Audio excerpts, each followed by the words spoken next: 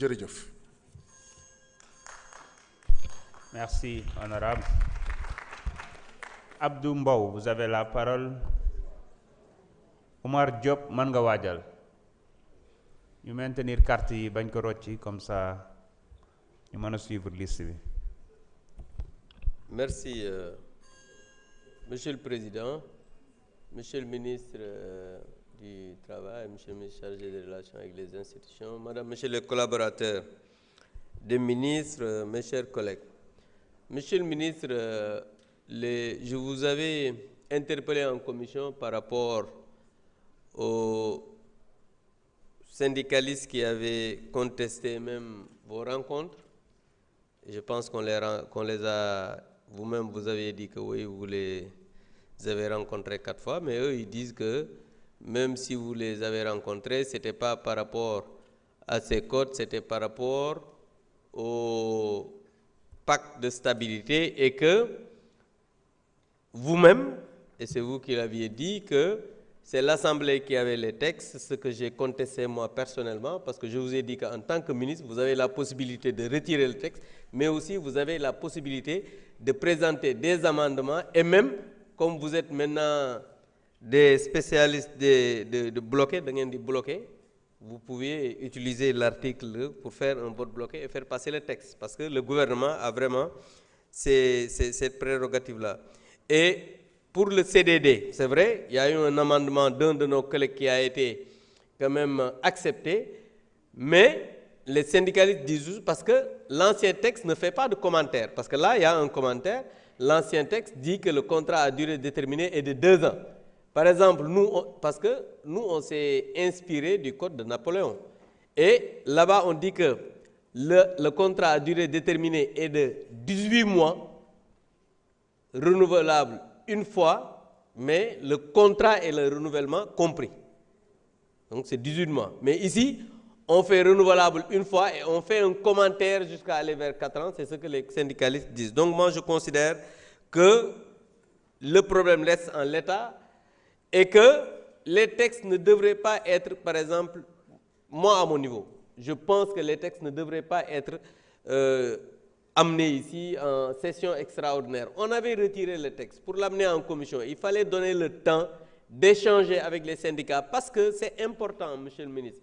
Parce que ces textes, ce sont des textes qui ont une importance capitale. Parce que Code du travail et Code de sécurité sociale, on l'a dit en commission, que ce n'est pas un Code du travail, ce n'est pas un Code du travailleur, c'est vrai, mais le travailleur doit être protégé parce que entre l'État, le travailleur et l'employeur, le plus vulnérable, c'est le travailleur. Donc le travailleur doit être protégé. Donc je considère que ces textes-là devraient avoir énormément d'échanges, de discussions avec les syndicalistes avant de revenir ici, c'est-à-dire le Code du travail et le Code de sécurité sociale, parce que même pour le Code de sécurité sociale, la contestation que les travailleurs font, parce qu'ils se disent que l'État aujourd'hui, ce que veut l'État, c'est de contrôler ces structures-là. Parce que quand on voit, par exemple, les propositions que vous avez faites en supprimant, par exemple, le collège et amené des délégués de 32 ou bien 22 à 17,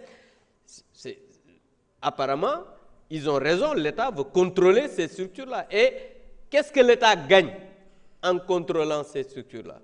Parce que les travailleurs devraient quand même avoir la main sur ces contrats. Maintenant, par rapport, pour la première fois, je serai d'accord avec mon collègue Guy Marius Sagna pour les travailleurs licenciés, parce qu'il l'a dit tout à l'heure, mais aujourd'hui, vraiment exceptionnellement, je serai d'accord avec lui. Pour les travailleurs des structures publiques et parapubliques qui sont licenciés, parce qu'il y a les travailleurs du FERA, CDC, ACPEX, Dakar Demdik, Grand Théâtre, Port de Dakar, Lonage, Fonjup. Il y a même un rassemblement des travailleurs, des licenciés, RTS, travailleurs, rassemblement des travailleurs du Sénégal, licenciés du Sénégal. Ça, monsieur le ministre, il faut voir ces travailleurs-là, échanger avec eux, essayer de régler le problème, parce que le pays va mal, et vous le savez, le travail va mal, et parce que le gouvernement, jusqu'à présent, par rapport au pacte qu'ils avaient signé, les syndicalistes, les travailleurs disent que le gouvernement n'a rien fait. Donc il faut bouger un peu, monsieur le ministre. Merci. Merci, honorable.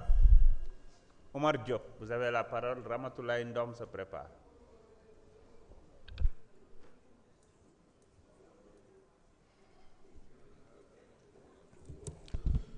أعوذ بالله من الشيطان الرجيم بسم الله الرحمن الرحيم اللهم صل وسلم وبارك على سيدنا ونبينا محمد.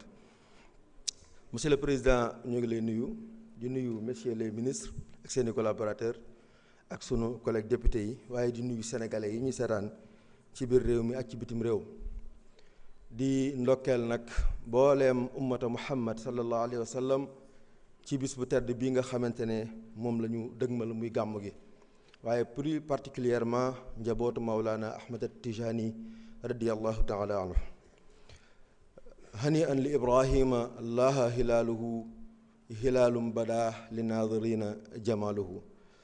Cheikh Ibrahim Niass ku jaar ci moom mën a nuyu booleem umma bi yépp ndax alquran moo ne inna Ibrahima kaana ummatan waaye ala azimu laylal wilaadati xisbatan ida lam yakun naxwa alxaraami udulu. Cheikh Sidi El Hadj Malick mi nga xamante ne école am mooy xam la yonente bi sallallahu alayhi wa sallam. noonu la ñuy nuyoo ak ziar waa Ceneba waa kër maam Alaaji ak surafaawu yële nga xamante ne ñoo nekk ca Casamance waaye boolem njabootu Cheikh Abdul Qadir Jilani moo xam ña nga xamante ne ñoo nekk ca Ngumba Ngéewul wala ña nekk ca Njaasaan. di waxtaane nag li nga xamante ne mooy liggéey may wax Sénégalais yi ne leen groupe parlementaire bii nga xamante ne mooy Pastef les Patriotes passoire la tame la boo xamante ne luwaa boom na dina ko wote na ci seen xel dal. lépp lu cay seen droit lépp lu cay seeni privilège lépp lu leen cay aar tenir leen ko en compte. loolu moo waral yemuñu rek ci projet de loi ñëw ñu bëgg koo voté waaye dañoo daje ak syndicalistes yi ñu wax ñu nañ ko bëggee ak na nga xamante ne noonu lay arranger le travailleur sénégalais ñu dëppoo ca loolee doog koo fas yéenee voté. waaye bu ñuy waxtaanee liggéey dina ma yóbbu ci ma xalaat jëmm joo xamante ne c'est lui qui a sublimé le travail jëlee ko ci turu travail waaye yóbbu ko ci quête du licite. Cheikh Ahmad Bamba Xaadimu Rasulillah moom mooy wax ne liggéey mooy quête du halal. mu fekkoon fii un soufisme d'inaction soufisme boo xamante ne dañ doon toog rek di xaar yàlla mu ne waalam bi anna al kasba laa yunaafi tawakkulan fala takku daa idlaa fi. na ngeen xam ne li ngeen di wut ci yàlla wutewul mukk nag ak ngeen di tuur seenu ñaq ndax kulu min at-tayyibaati wa amalu saalihan kenn ku nekk lu mel ne la ngay lekk loolu ngay jëf. waaye Cheikh Ibrahima Fall mi nga xam ne bu ñu ko tuddee xelum ñépp ci liggéey lay dem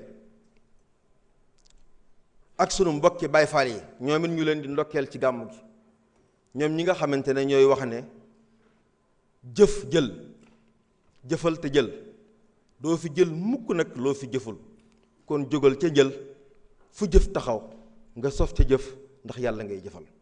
ñu leen di màggal ci bis bii di leen màggal ci jotaay bii ndax booleem ñii ma lem ci sénégalais yi ñii ñooy ñi nga xamante ne les composantes de la population sénégalaise te ñun ñoom la ñuy représenté seeni mbindaan lañu seeni jëwriñ lañu kon lépp lu leen ñor ñu te du am mukk occasion war a màggal lenn lu ñu war a màggal ci lenn réew mi te duñ ko màggal gi fii nga xamante ne mooy ngombalaan gi fii nga xamante ne c'est le lieu par excellence de célébrer les dignes fils du Sénégal des valeurs. Wasalaamaaleykum wa rahmatullah. jërëjëf honorable Ramatoulaye Ndom mën nga ñëw jël kàddu Saliou Ndione mën nga waajal.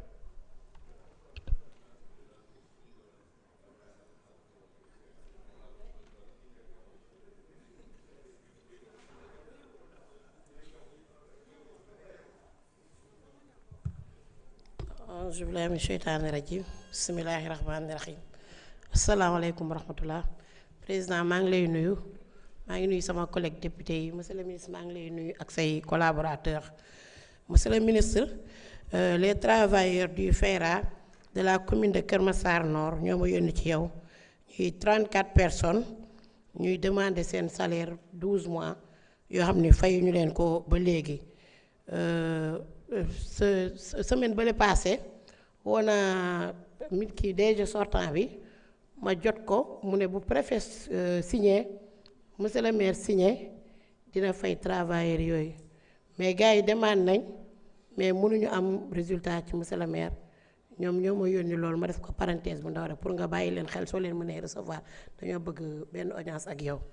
monsieur le ministre ma ñëw ci les travailleurs du Sedima kenn ci ñoom yónni ma ñu di ko wax Ndéné Diouf may cité turam nee na je suis Ndéné Diouf président du collectif des 300 travailleurs de la Sedima mu ne j'alerte l'opinion publique nationale et internationale sur les graves violations du droit du travail et des libertés syndicales dont je suis victime ainsi que l'ensemble des travailleurs moom Ndéné mooy wax nee na moo jiite collectif bi def juróom-benn fukk liggéeykatu Sedima mu nekk ci victime moom ak ay moromam muy alerte opinion publique bi ak international ak national ñu jàppale leen ci salfaañe ak yelleefu liggéeykatu Sedima yi moom Ndéné nee na dem nañ porte nañ plainte def nañ lu ne mais amuñu benn résultat nee na inspection bu APIX Mbao jox na Sedima